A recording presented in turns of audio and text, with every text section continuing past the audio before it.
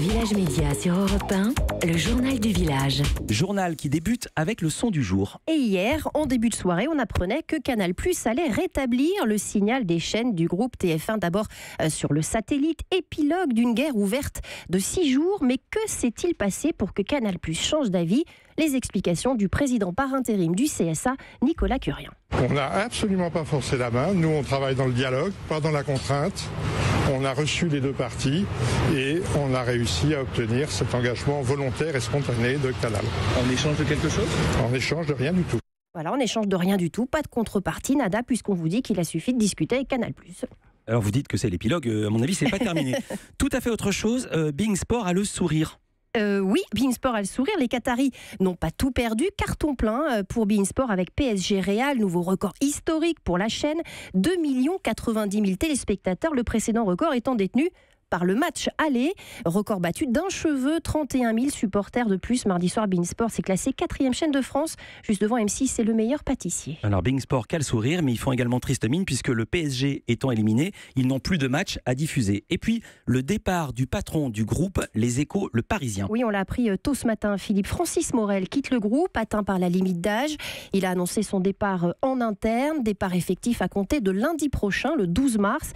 Il sera remplacé par Pierre Louette, ancien numéro 2 d'Orange et PDG de l'agence France Presse pendant 5 ans, de 2005 à 2010. Le groupe Les Échos, le Parisien, né du rachat du Parisien au groupe Amaury en 2015, comporte plusieurs grands titres. Alors, outre le Parisien aujourd'hui en France et Les Échos, bien sûr, il y a aussi Investir, Capital Finance, Connaissance des Arts ou encore Radio Classique, pour ne citer que. On reste dans la presse écrite, sans photo pour la liberté de la presse. Le nouvel album de Reporters sans frontières est dans les kiosques depuis ce matin, avec les photos de la reporter Françoise Huguier, avec un dossier sur la place des femmes dans les médias. Et rien n'est rose, vous allez le voir.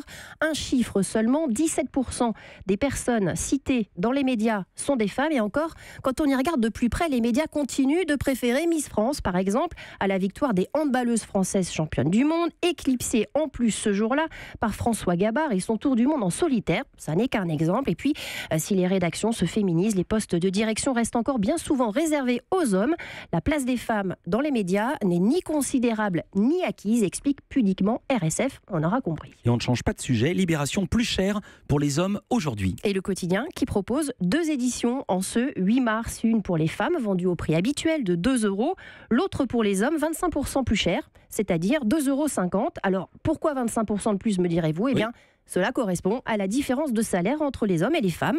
Libé a donc voulu appliquer la même différence à son prix de vente, soit 50 centimes de plus pour les hommes. Et alors la recette sera reversée intégralement au laboratoire de l'égalité, explique Libé, une association qui lutte pour l'égalité professionnelle entre hommes et femmes. C'est plutôt une bonne idée? Oui, c'est une bonne idée, mais c'est pas Libé qui l'a eu. En fait, il y a un mois, le magazine Maclean's, qui est un hebdo canadien, a fait exactement la même chose, un même numéro, 2 couvertures différentes et 2 prix différents en fonction du sexe, avec un seul titre, équité salariale.